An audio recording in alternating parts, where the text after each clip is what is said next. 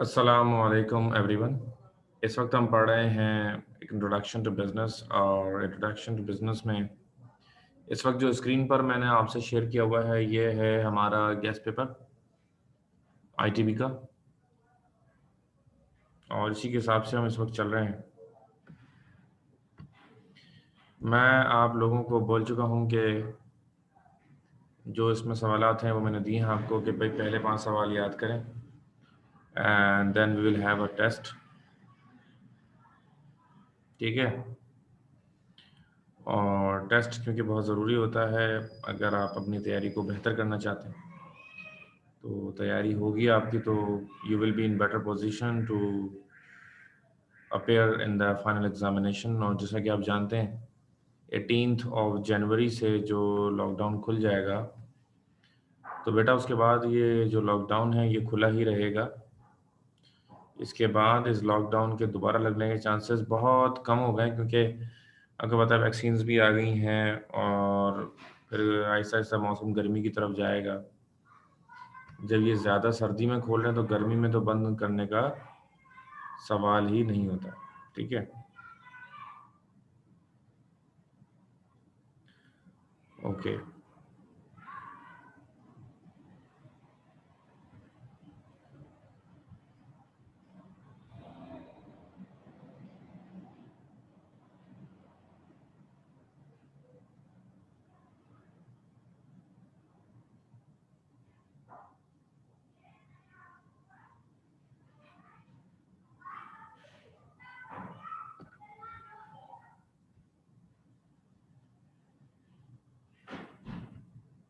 ये देखें, अभी जो मैंने आपसे स्क्रीन पर शेयर किया,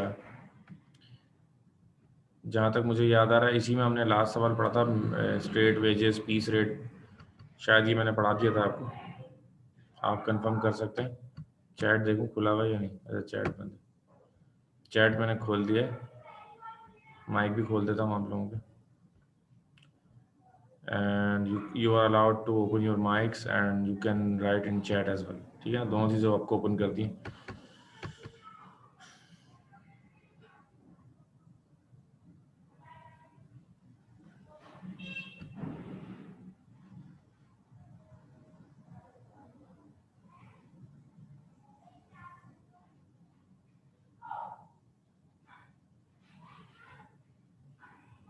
लेबर यूनियन पढ़ते हैं। डियर स्टूडेंट्स, लेबर यूनियन क्या होती है और लेबर की इम्पोर्टेंस क्या है, ये हम पढ़ते हैं। Labor union is an association of workers which represent its members in negotiations with the management of the company. It is a bargaining agent between the labor and the employer. ठीक है जी, ये कौन होते हैं? ये लोग होते हैं जो दो पार्टीज के दरमियान, यानी कि एम्प्लॉयज़ और मैनेजमेंट, इनके दरमियान इंटरमीडियरी मिडलमैन का किरदार अदा करते हैं और ये हेल्प करते हैं कि डीलिंग के अंदर। ठीक है ना? अच्छा, बार्गेनिंग एजेंट, जो लेबर यूनियन बार्गेनिंग एजेंट होता है भाई, वो कहता है कम सैलरी करो, वो कहता है ज़्यादा सैलरी करो, तो अंदर उसके दरमियान ये बार्गेनिंग एजेंट बचता है। इसके बाद है मीडिएशन।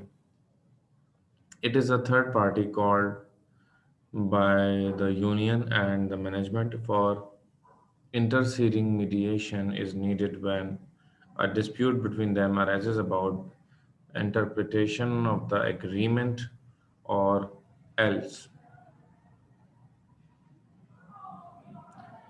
तो लेबर कॉन्ट्रैक्ट क्या होता है? One of the union and management reach an agreement, a written document prepared known as labor contract or agreement, which remains in force for stipulated period of time. Normally the period of time is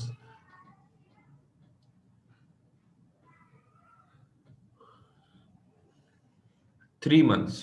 3 months के लिए अमूमन ये होता है। यार ये page number तो मैं नहीं बता सकता आपको।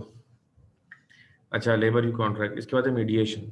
It is a third party called by the union and management for interceding. Mediation is needed when a dispute between them arises about interpretation of the agreement or else. Mediation मतलब एक, अगर parties के दरमियान दोनों में आपस में खुद फैसला नहीं हो रहा है तो उनको थर्ड पार्टी की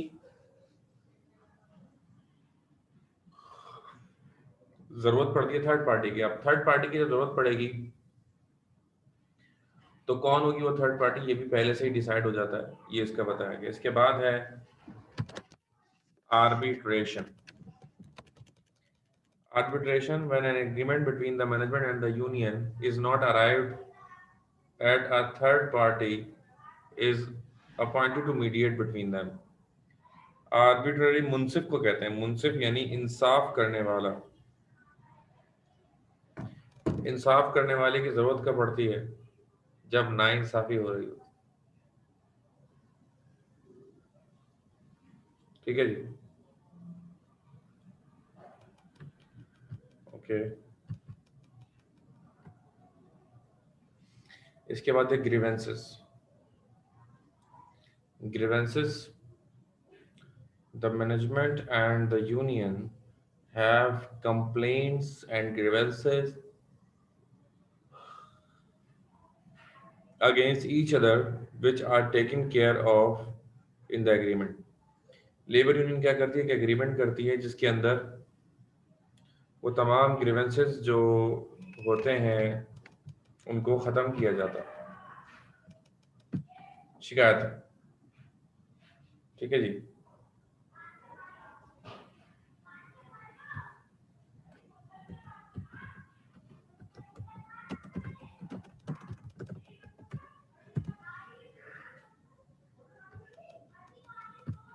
अच्छा, अब ग्रीवेंसेस आपने सुन यानी कि शिकायतें होती हैं जो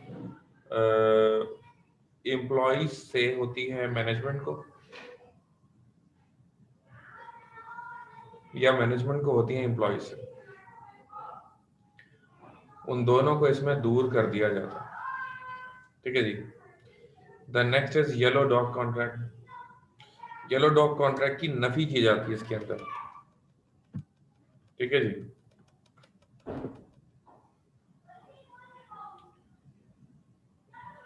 Where a worker under the pressure of the management agrees not to join the labor union, this understanding is known as yellow dog contract। यानी जब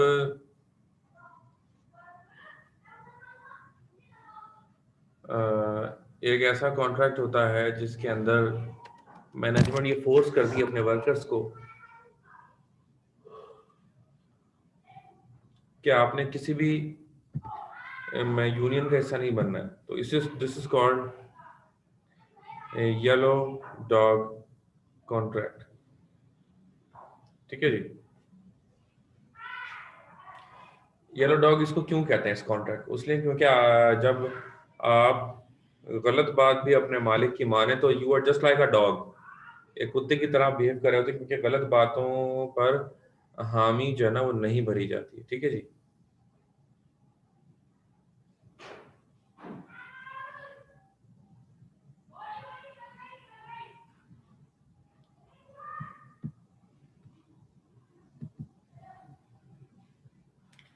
इसके बाद है functions of labour union. Labour unions undertake the following function.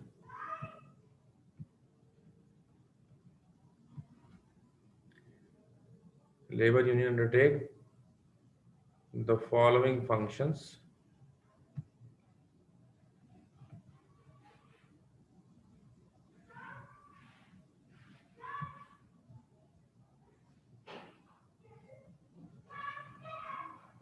Number one, efforts for increase in wages।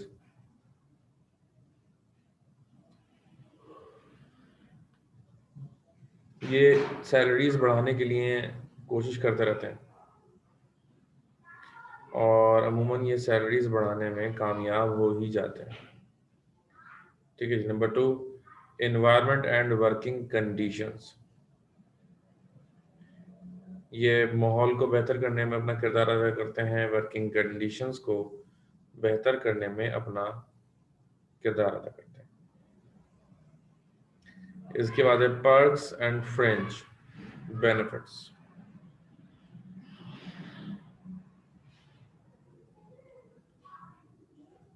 जो perks होते हैं, जो fringe benefits होते हैं, ठीक है जी, वो कितने होने चाहिए, मेडिकल क्या होना चाहिए वगैरह वगैरह, वो तमाम चीज़ें भी इसमें होती हैं।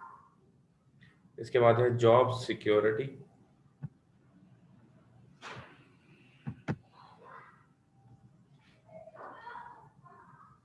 Unions force management to provide job stability to the workers so that they can work without fear or dismissal. Problems relating to promotion and transfer are also taken up.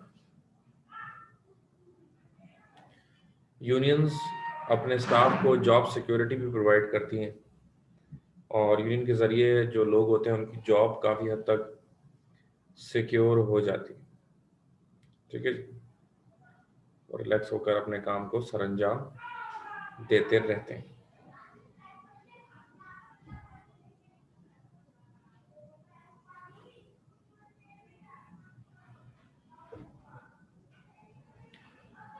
Job security के बाद है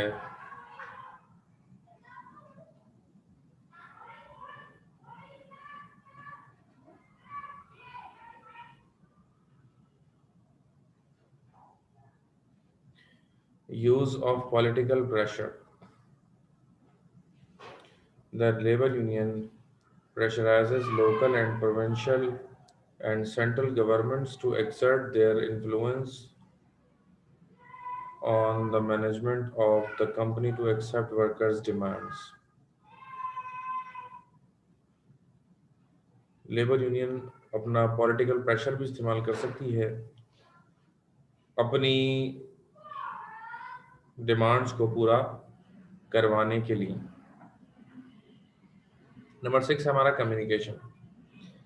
Unions keep in contact with the management to force it to solve the issues in the shortest possible time, and if communication ceases, they resort to strike. अब इनके दरमियान communication भी होती है और मैनेजमेंट उनको फोर्स करती है कि भाई वो रिजॉल्व करें इश्यूज को और उनकी बात माने, और अगर वो बात नहीं मानते हैं तो डेडलॉक होता है तो वो स्ट्राइक की तरफ भी चले जा सकते हैं। ये भी लेबर यूनियन के फंक्शन में से एक है कि जब उसकी बात नहीं मानी जा रही होती तो वो आखिरी अपना मजबूत हथियार जो इस्तेमाल करते हैं वो हड़ताल का होता है, ठीक है जी। और social service include resolving financial, educational, personal, psychological and family problems and disputes of members. Unions and also arrange functions, seminars, conferences, pastimes, and picnics for their workers. ये सारे काम होते हैं इनके कि भाई साइकोलॉजिकली उनको बेहतर रखना, पर्सनली उनको बेहतर रखना, तालीमी मैदान में उनको बेहतर रखना, डिस्प्यूट्स ना हो उनके दरमियान, ठीक है जी, और कॉन्फ्रेंसेस, पास टाइम, पिकनिक्स वगैरह अरेंज करना, ये सब उनकी जिम्मेदारी होती है।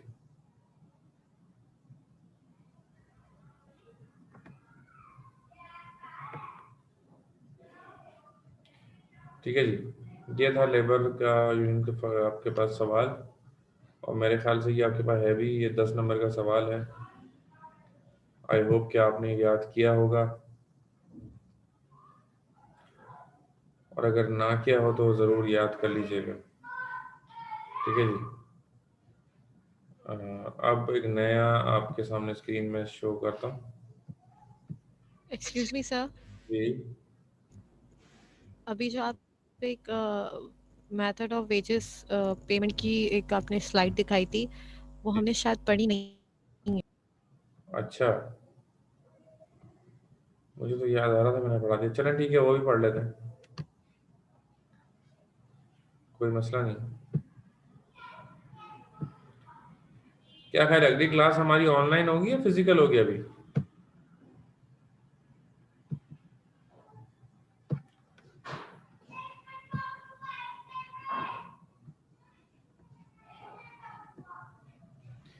अच्छा जी, what are the major types of risk face by businessman? अच्छा, मेजर टाइप्स। अब टाइप्स एक और नाम से आते हैं जिसे काइंड्स कहा जाता है।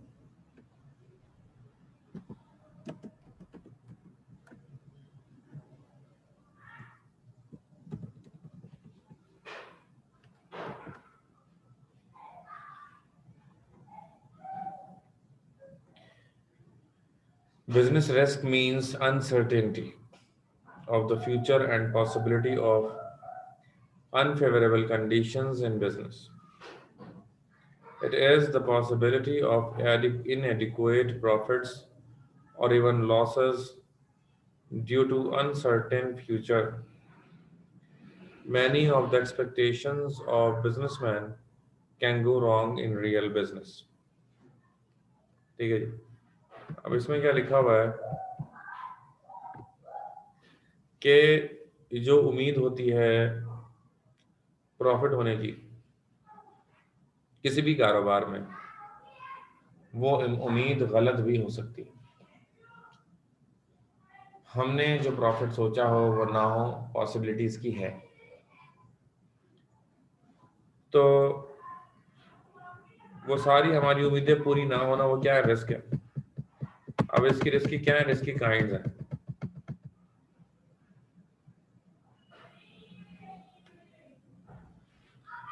Marketing risk,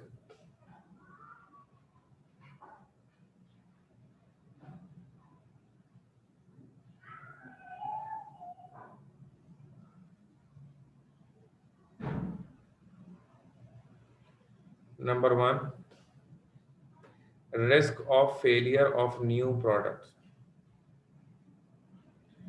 Risks are involved in machines and new products.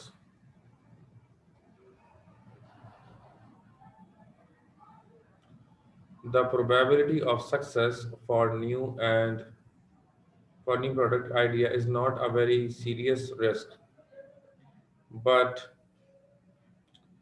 the risk of failure of the new product is really catastrophic because it is possible that the consumers may have no interest in the new product.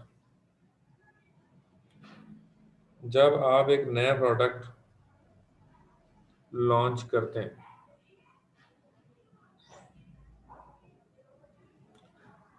तो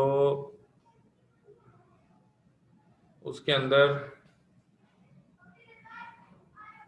ये possibilities हो सकती हैं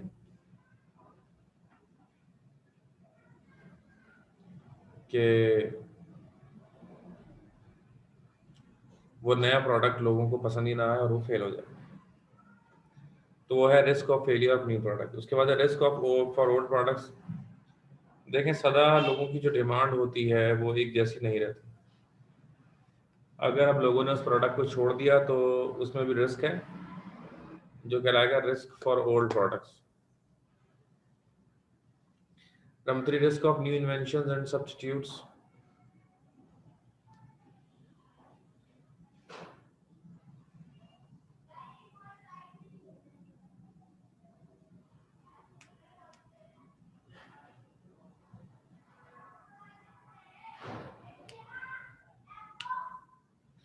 risk of new invention and substitutes का मतलब ये है कि in respect of existing products there exists always a risk that new invention or a better substitute for them may be introduced in the market which may render them to be obsolete। ठीक है जी।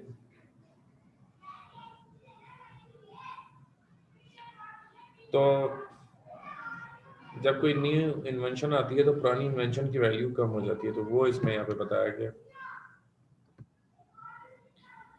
इसके बाद है risk of competition और business combination. Some business combinations may also start a severe competition to and start to sell identical products at a price lower than the cost of production and thus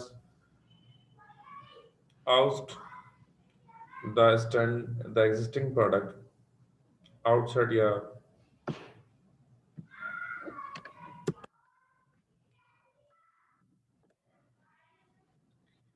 out the existing product but out of the market. ठीक है जी। लेकिन फिर competition भी होता है। Competition में क्या होता है? कंपटीशन में एक प्रोडक्ट दूसरे प्रोडक्ट पर हावी हो जाता है और इस चीज़ की पॉसिबिलिटीज़ होती हैं कि जो प्रोडक्ट आप पर हावी हुआ हो उसकी वजह से आप मार्केट से बाहर हो जाएं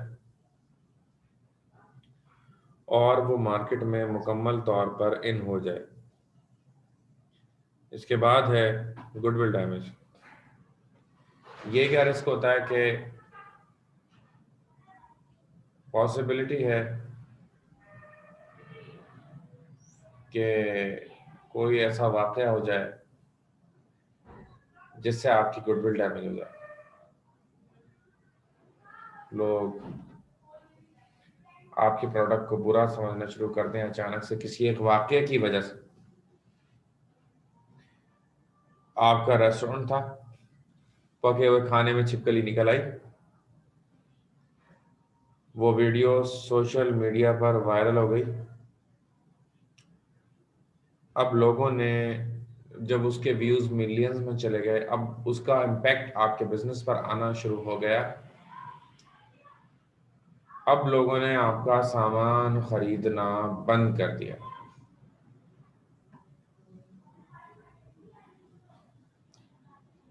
ये कौन सा रिस्क है? दिस इज कॉल्ड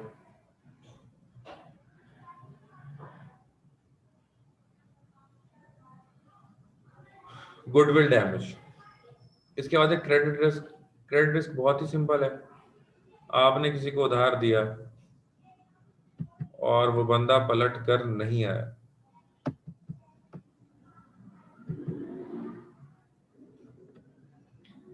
इसके बाद है इन्वेंट्री रिस्क।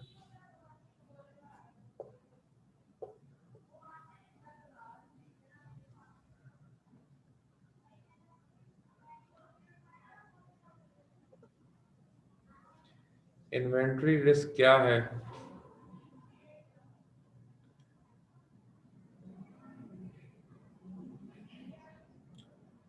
कि आपको एक इन्वेंट्री खास लेवल पर रखनी होती है। अगर उस लेवल से इन्वेंट्री कम होती है तो वो नुकसानदेह होती है और अगर उस लेवल से ज़्यादा होती है तो भी नुकसानदेह होती है। तो वह ख़ास लेवल जो आपको मेंटेन करना होता है, that is called inventory risk. इसके बाद है इक्विपमेंट रिस्क।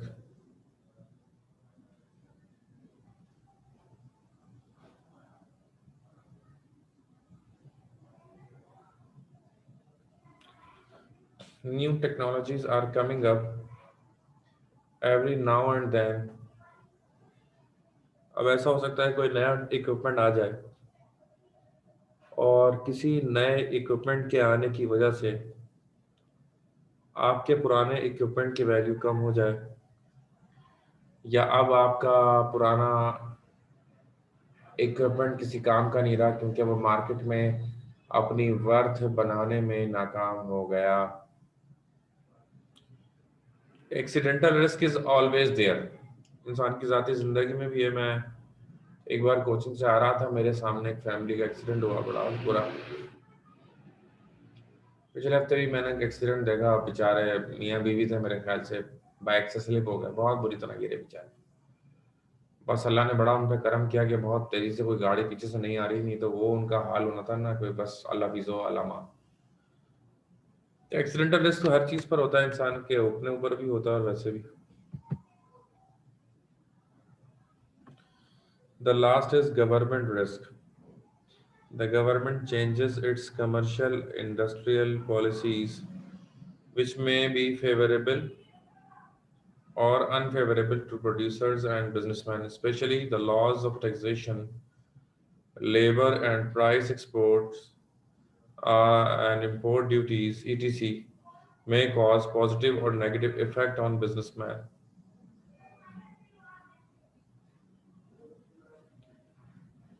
देखें जी, गवर्नमेंट रिस्क हो सकता है, गवर्नमेंट पॉलिसी चेंज कर दे, ये भी एक रिस्क होता है। अब अगला सवाल है हमारा, describe the various methods of handling risks, कि जो रिस्क तो बहुत सारे हैं, उसको किस तरीके से हम हैंडल कर सकते हैं। नंबर 1, लो इन्वेस्टमेंट पॉलिसी। तो लो इन्वेस्टमेंट पॉलिसी क्या कहती है? In the business concerned with rapidly changing public taste and fashion like cosmetics, garments, and electronic goods, small amounts should be invested and limited production should be made.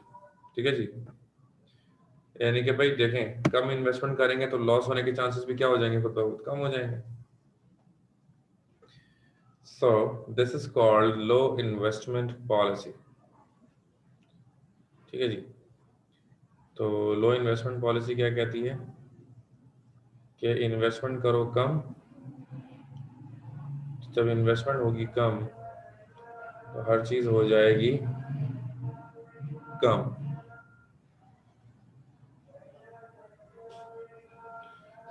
अच्छा जी, इसके बाद establishment of separate fund, bye depositing a certain percentage from annual gross profits of a firm, a suitable reserves should be formed so that in case of unexpected losses the fund can be used to meet them. Still, this kind of funds cannot be sufficient for major losses of big firms। ठीक है जी,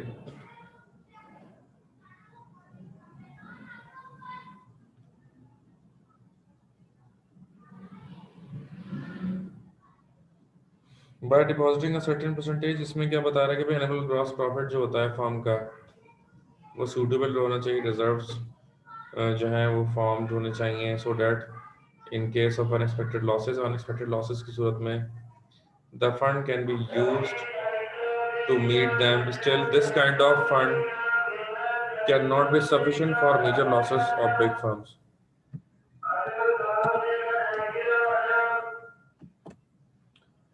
अच्छा, इसके बाद insurance against risk. आप क्या कर सकते हैं कि एक इंश्योरेंस करा सकते हैं रिस्क का। बहुत सिंपल है ये बात कि जब आप इंश्योरेंस करवाएंगे तो by the help of insurance आप उसकी रेमेडी कर सकते हैं। अगर कोई रिस्क हो जाए तो आपको इंश्योरेंस कंपनी वाले पे ऑफ कर देंगे, simple is that. Substitute goods रख सकते हैं, एक चीज अगर कम खत्म हो जाए, भाई सीएनजी और पेट्रोल दोनों चीजें रखी जाती है ना गाड़ी में, कि अगर एक चीज खत्म होगी तो दूसरी काम आएगी।